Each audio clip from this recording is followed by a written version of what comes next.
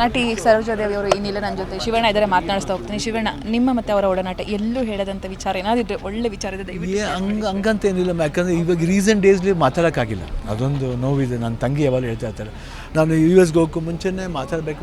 ನನಗೂ ಎಲ್ಲೋ ಒಂದು ಕಡೆ ಯಾರೋ ಒಬ್ಬರು ನಮ್ಗೆ ಗೊತ್ತಿರೋ ವ್ಯಕ್ತಿ ಜೊತೆ ಮಾತಾಡಿಲ್ಲ ಅಂತ ಒಂದು ನೋವು ಇದೆ. ಯಾಕೆ ನನಗೆ ಯಾಕಪ್ಪ ಅಷ್ಟು ಆಗಲಿಲ್ಲ, ಬಂದಾದ್ಮೇಲೆ ಅಟ್ಲೀಸ್ಟ್ ನೋಡ್ಬೋದಾಗಿತ್ತಲ್ಲ, ಅದೇನು ಅಂತ ಗೊತ್ತಿಲ್ಲ, ಆಗಲೇ ಇಲ್ಲ ಕೊನೆವರೆಗೂ. ಬಟ್ ಅವ್ರ ಪ್ರೀತಿ, ಅವರು ನಮ್ಮ ಹತ್ರ ಮಾತಾಡ್ಬೇಕಾದ್ರೆ ಅವ್ರ ಮಾತುಗಳು ಏನು ನಮ್ಗೆ ಹೇಳ್ತಿದ್ರು ಅದು ಯಾವತ್ತೂ ನಮ್ಮ ನೆನಪಲ್ಲಿರುತ್ತೆ. ಯಾಕಂದರೆ ಯಾವಾಗ ಹೇಳೋದು, ಶಿಸ್ತನ್ನು ಕಾಪಾಡ್ಕೊ ನೀನು, ನಿಮ್ಮ ತಂದೆ ನೋಡು, ಆ್ಯಂಡ್ ನೀನು ಚೆನ್ನಾಗಿ ತುಂಬ ಇದಾಗಿ ಕಾಣ್ತಿದ್ದಿ, ನೀನು ನೋಡಿದಾಗೆಲ್ಲ ಅಪ್ಪಾಜಿ ನೋಡ್ದಂಗೆ ಆಗುತ್ತೆ ಅಂತ ಯಾವಾಗಲೂ ಹೇಳೋರು. ಗೀತನತೆ ಹೇಳೋರು ಎಕ್ಸ್ಪೆಷಲಿ, ನೋಡಮ್ಮ ಈಗ ನೋಡಿದಾಗ, ಇವಾಗ ನೋಡಿ ಶಿವನ ನೋಡಿದ್ರೆ ಅಪ್ಪಾಜಿ ನೋಡ್ದಂಗೆ ಕಾಣುತ್ತೆ, ರಾಜನ ನೋಡ್ದಂಗೆ ಕಾಣುತ್ತೆ. ಅವ್ರು ಅಷ್ಟೊಂದು ಆ ಪ್ರೀತಿ ವಿಶ್ವಾಸ. But I think it's a loss and ನಮಗೆ ಒಂದು ನೋವಿದೆ. ಎಲ್ಲ ಭಾಷೆಗಳಲ್ಲಿ ನಟಿ ಸೈ ಅನ್ಸ್ಕೊಂಡಿದ್ದರು, ಬಹಳಷ್ಟು ಬಿರುದುಗಳು, ಬಹಳಷ್ಟು ಪ್ರಶಸ್ತಿಗಳು, ಒಂಥರ ಹೆಮ್ಮೆಯ ನಟಿ ಅಂತ ಹೇಳ್ಬೋದು ಶಿವಣ್ಣ. ನಮ್ಮ ನಾಡಿನ ಆಸ್ತಿ ಕೂಡ ಹೌದು ಅವರು.